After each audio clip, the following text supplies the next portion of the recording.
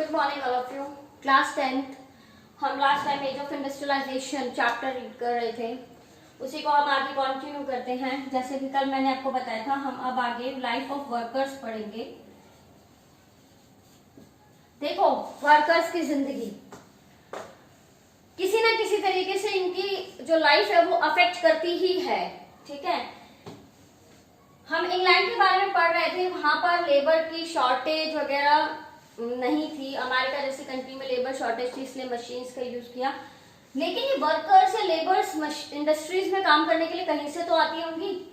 तो हमारे पास जैसे जैसे जानकारी मिली लोगों को, मोर नंबर ऑफ पीपल,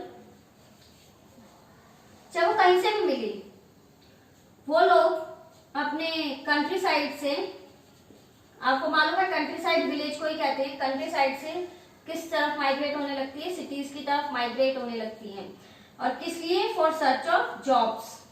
और जैसे ही ये न्यूज लोगों तक पहुंचती है, लोग बहुत बड़ी संख्या में मास मोबिलाइजेशन के रूप में सिटीज की तरफ डाइवर्ट हो जाते हैं।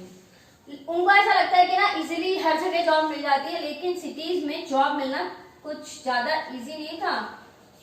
क्यों इजी नहीं था? इजी किन के लिए था? जिनके पास वहां पे फैमिली या कोई फ्रेंड या कोई रिलेटिव वहां पर रह रहा है, तो उसके लिए तो फिर भी सिफारिश लगा के, यानी कि अप्रोच जैक जिसको बोलते हैं, जो चीज उस टाइम में थी वो आज भी कंटिन्यू ही है, तो उनको जॉब मिल जाती थी। और जिनके फैमिली फ्रेंड रिलेटिव या कुछ कोई नहीं रहता है, तो उनको बहुत लंबे टाइम तक क्या करना पड़ता था? वेट करना पड़ता था लॉन्ग पीरियड के लिए। अब जब वेट करना पड़ रहा है लंबे समय के लिए, तो वो अपना कैसे गुजारा करते थे? रात या तो नाइट शेल्टर में निकालते थे,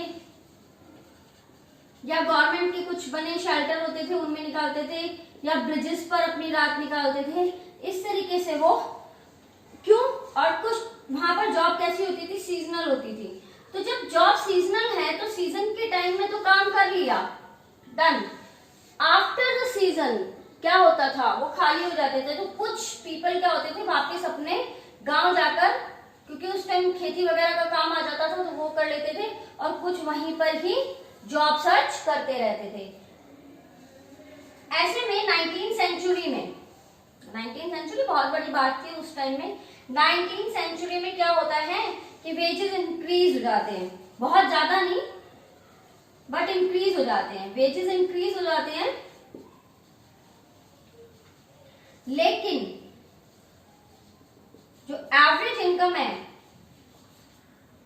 प्रॉब्लम क्या थी? जो एवरेज इनकम है वो कैसे डिटरमाइंड होती थी कि आपने कितने दिन काम किया है, number of days of worker, कितने दिन आपने काम किया है, उससे हम औसतन आय निकालते थे कि उसकी औसत आय क्या होगी। मिड 19th सेंचुरी में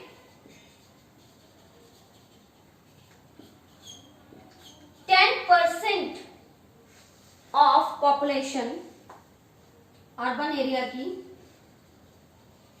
क्या थी?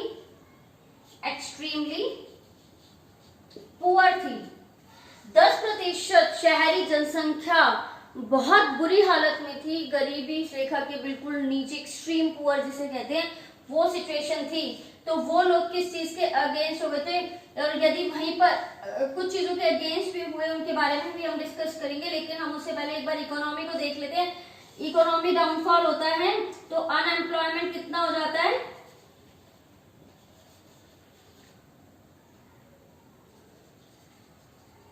अलग अलग रीजन में 35% से 75% पे पहुंच जाता है। ये डिफरेंट रीजन की बात है, एक जगह की बात नहीं है।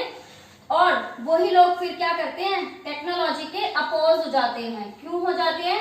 कि नहीं जी, हम तो इसी में जैसे जैसे करके अपना टाइम निकाल लेंगे, नई टेक्नोलॉजी आएगी तो फिर प्रॉब्लम क्रिएट हो जाएगी।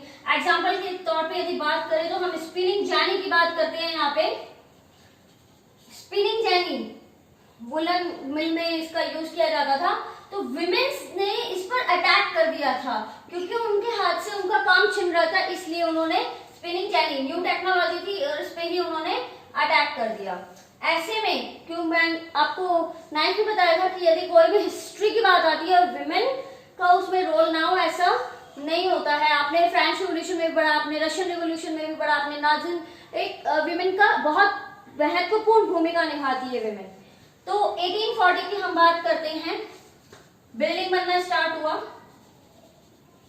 अब जब बिल्डिंग बनना स्टार्ट हुआ है तो लोगों को क्या मिलेगा, एम्प्लॉयमेंट मिलेगा। लोगों ने के लिए एक बहुत बड़ी अपॉर्चुनिटी थी जो वो खोना नहीं चाहते थे। तो जो अनएम्प्लॉयमेंट था वो थोड़ा सा न्यूट्रल वे में आया, न्यूट्रल हुआ वो। और ट्रांसपोर्ट सेक्टर में तो ये डबल हो गया था। ट्रांसपोर्ट सेक्टर में मतलब सर्विस सेक्टर में ये चीज डबल हो गई थी, यानी कि रोजगार के अवसर दोगुने हो गए थे। अब हम कल कॉलोनीज की बात करेंगे जिसमें हमारे इंडिया के बारे में भी डिस्कशन होगा। आज के लिए इतना ही, थैंक यू।